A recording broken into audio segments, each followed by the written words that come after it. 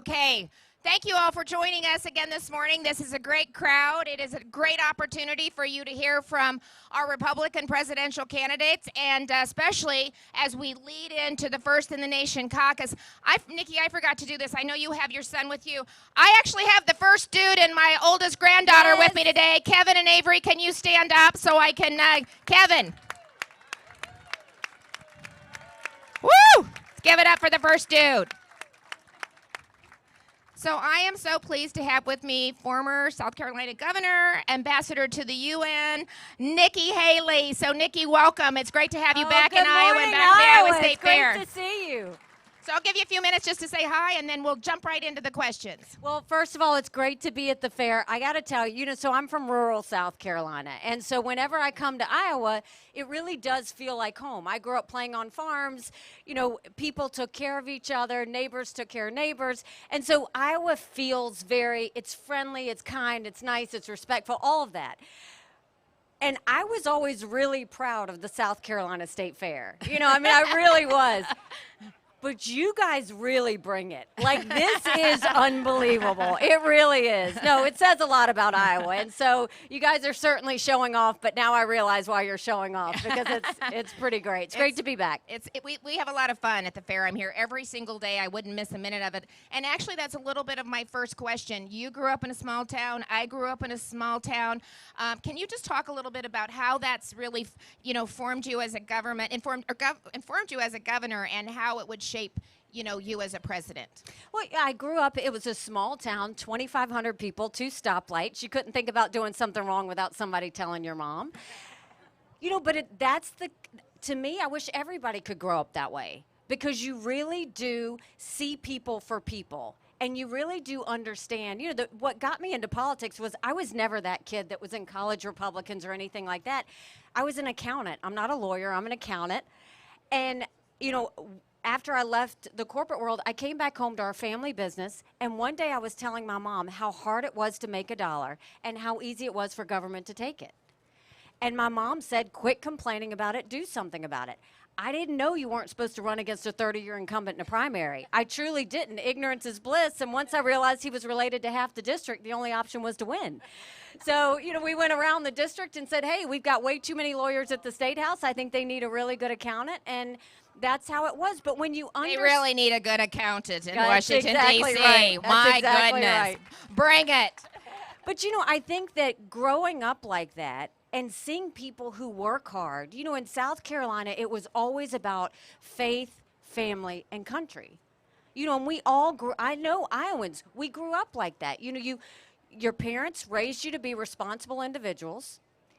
You went to school and you learned what it meant to be successful. And you went to church and you found your faith and your conscience. And that's what I want America to be again. That's what I want us to get back to, because that's at the heart of who we are.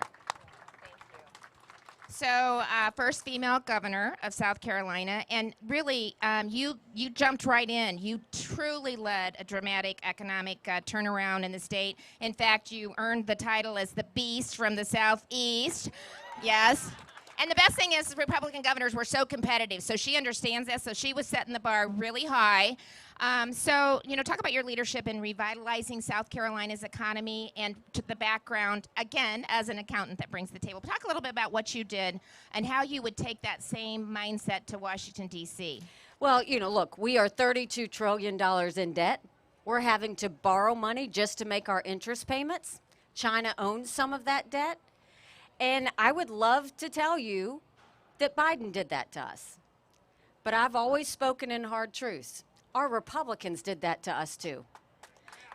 You go and you look at that $2.2 trillion COVID stimulus bill that they passed with no accountability, expanding welfare that's now left us with 90 million Americans on Medicaid, 42 million Americans on food stamps. And did Republicans try and make it right? Nope, they doubled down and opened up earmarks for the first time in 10 years, pushing through 7,000 of them in December. Want to know how they spent your money? $30 million on an honors college in Vermont, $10 million to tear down a hotel in Alaska, $7.5 million on horse racing in Arizona. And then the 2024 budget just came out. Republicans asked for $7.4 billion worth of earmarks, pet projects. Democrats asked for 2.8. Now you tell me who the big spenders are. So the accountant in me will tell you that what I did as governor was the first thing I did is I controlled what I could control. That's our agencies. That's what I would do as president. I replaced the head of every agency. I went in there. We pulled down, I sent teams into every agency to clean house, pull down regulations, pull down any bureaucracy, get rid of problem children. And then we started telling our agencies, if you're costing a person or a business time, you're costing them money, and that's no longer acceptable. That's what we need to do in D.C. And the other side of that is we need to make sure, first of all, I am a huge proponent of term limits, and we need to have term limits in D.C. I'm a huge proponent of mental competency tests for anyone over the age of 75. And let me tell you, Senator Grassley would pass that in a heartbeat.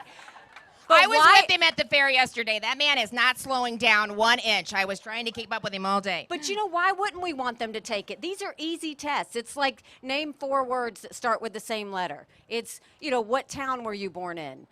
How many grandchildren do you have?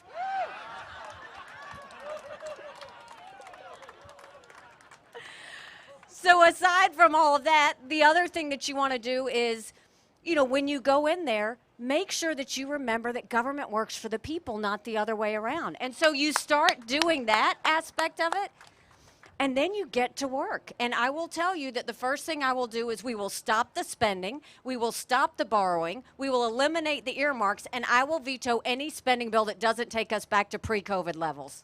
Amen. Sounds like how we address Biden, whatever that is, nomics, the bad stuff.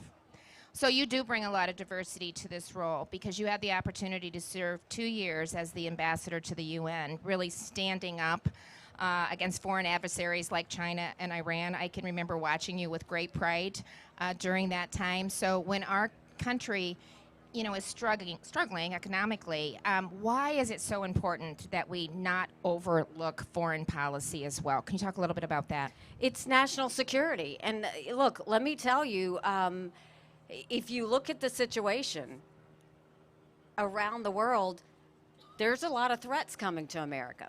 I mean, you've got Russia invading Ukraine, you've got Iran building a bomb, you've got North Korea testing ballistic missiles, you've got China on the march. But make no mistake, none of that would have happened had we not had that debacle in Afghanistan. My husband is a combat veteran. He served in Afghanistan. The idea that him and his military brothers and sisters had to watch us leave Bagram Air Force Base in the middle of the night without telling our allies who stood shoulder to shoulder with us for decades because we asked them to be there. Think about what that told our friends. But more importantly, think about what that told our enemies. Now, Iowa's an important state. Yes, because it's the first caucus. I get that. But it's more important than that. Because right now, China's got his eyes set on Iowa. Why? China is our #1 national security threat. They have been planning war with us for years.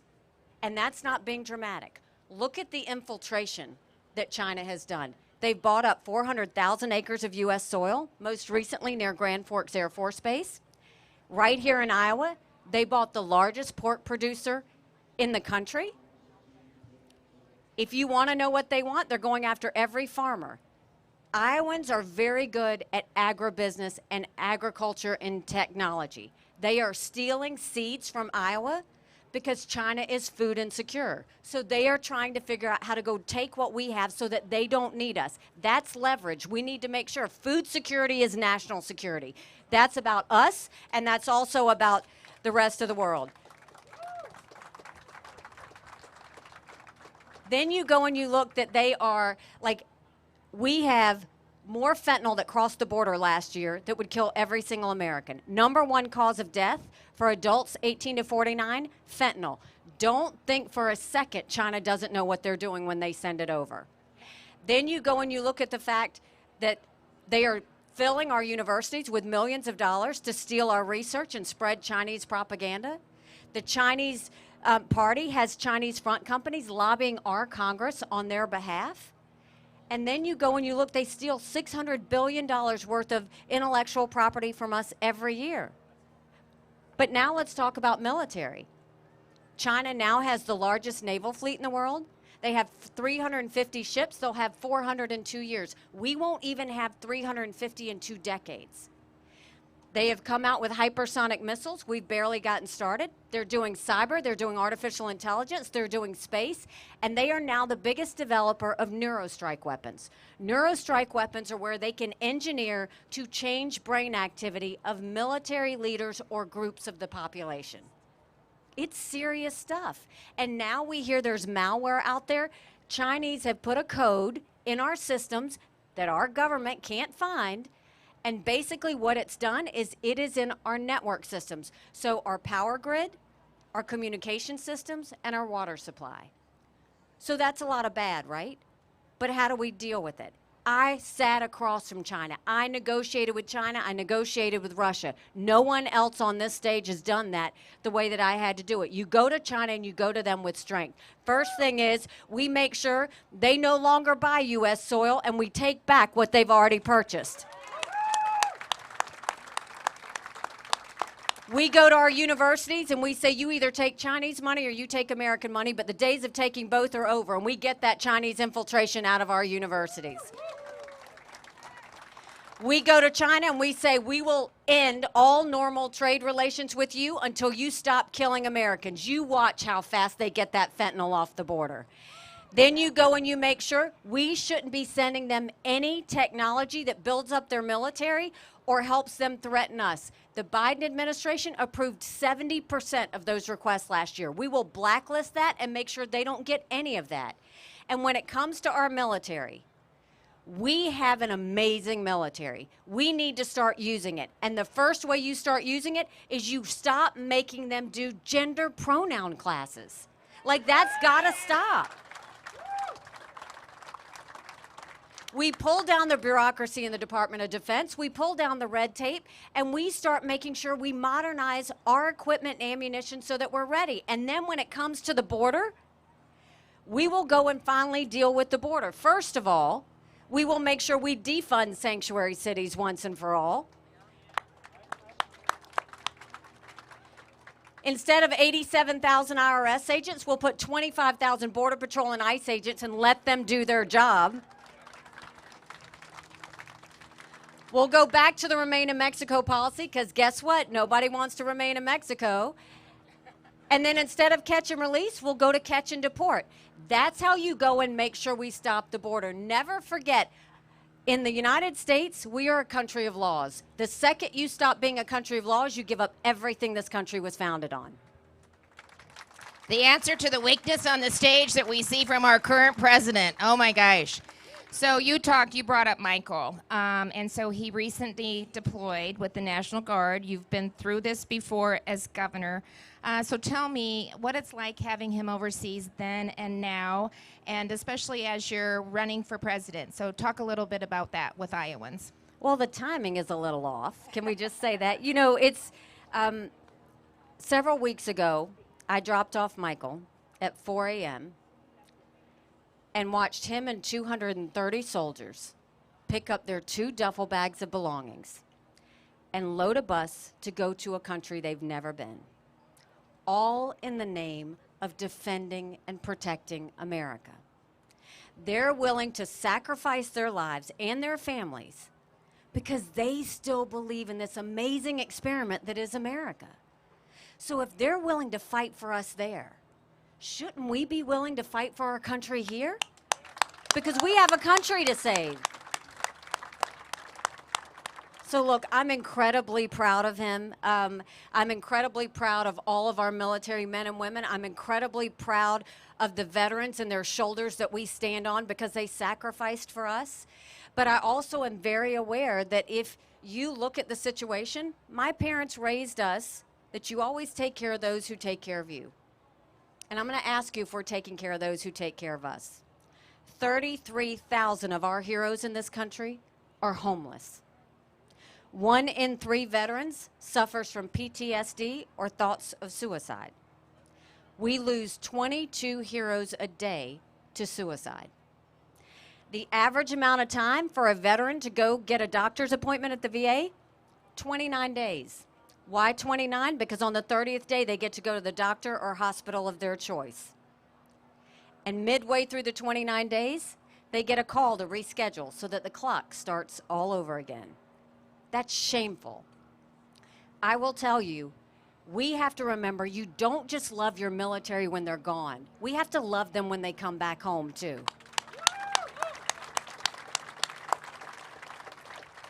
When my husband came back from Afghanistan, he couldn't hear loud noises. He couldn't be in groups. Life had passed him by for that year that he was in Afghanistan, and the transition was tough. You know, the cameras love to take pictures of when we see our loved ones and we hug them, and it's a blessed day. We're thrilled to have them back. But the hard part's when we get home. So the way I'm going to do it as president, we're going to show love to our military men and women and our veterans for the rest of their life. We are going We're going to make sure we open telehealth so that they can get the mental health treatment the second they need it. We're going to let them go to the doctors and hospitals of their choice.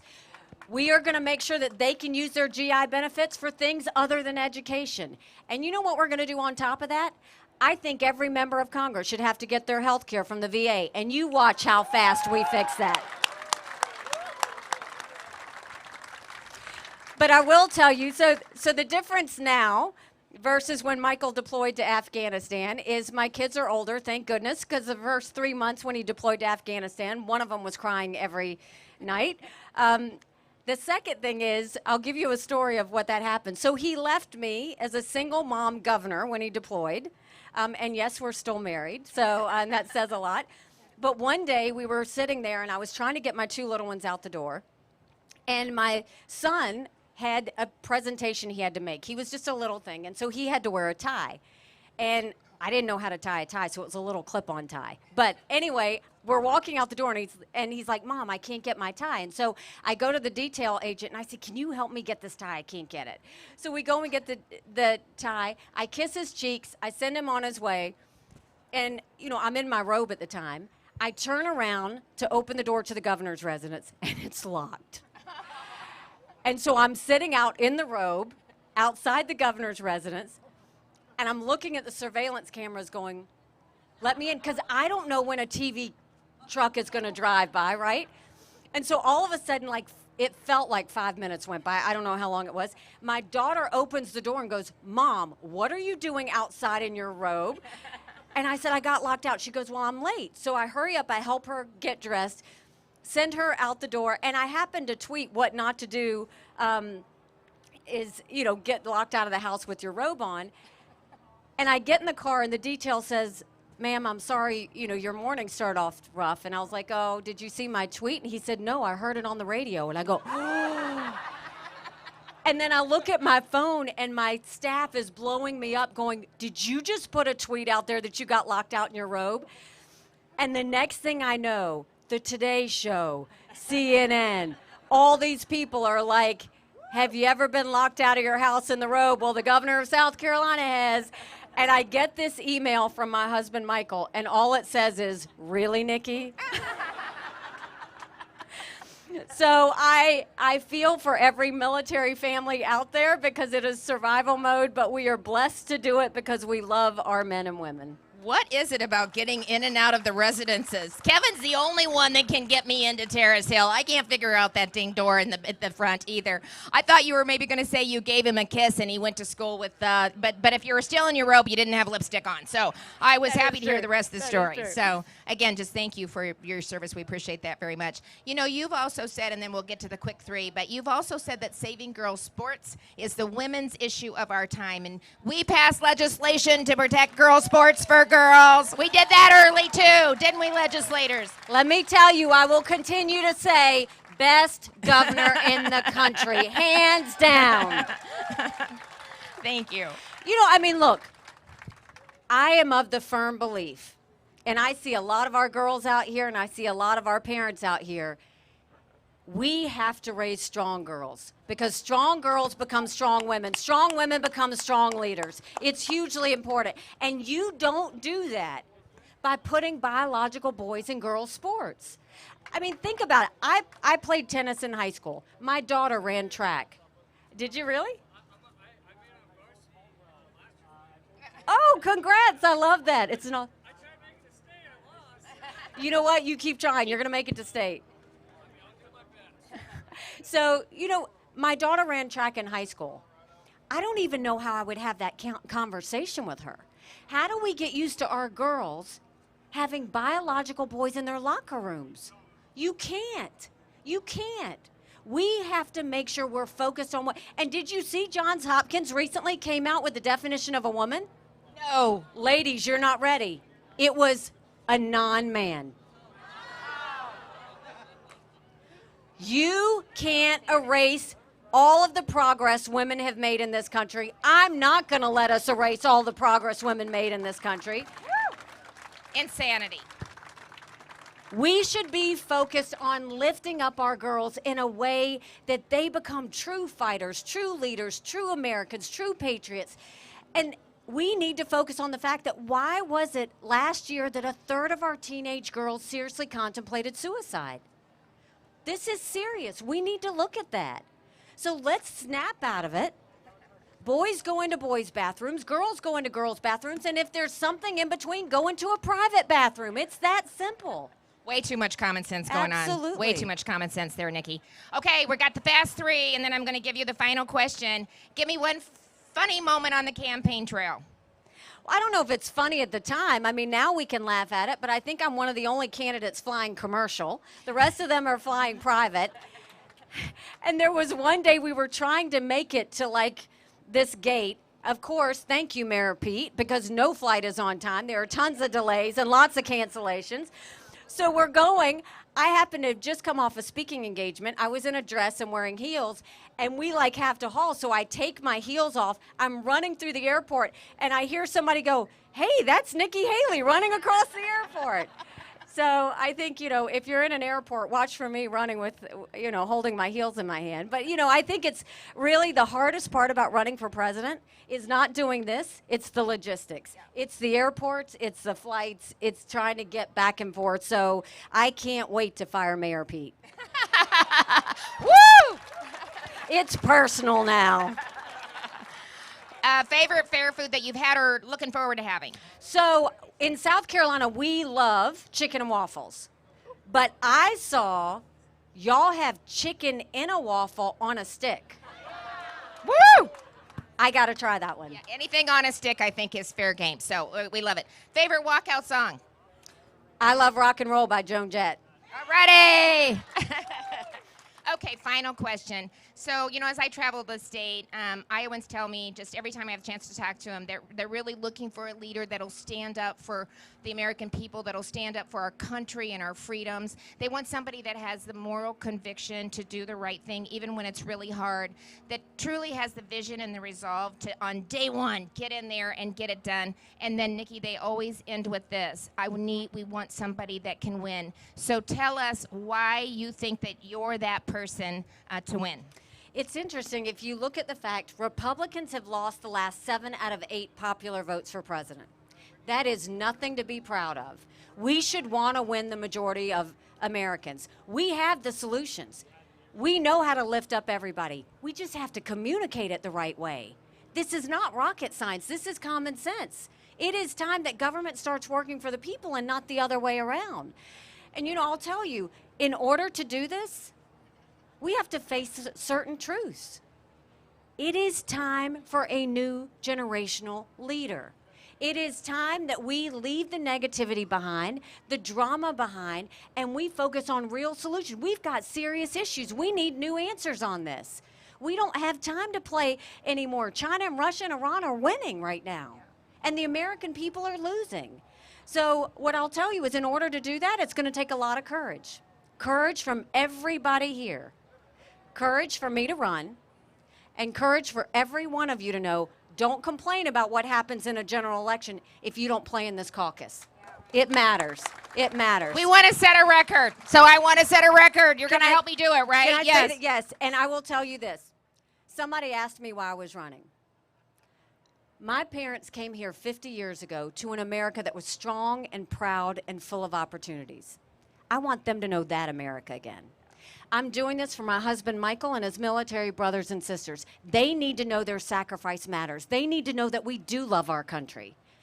I'm doing this for my daughter who just got married, and I saw how hard it was for her and her husband to buy a home.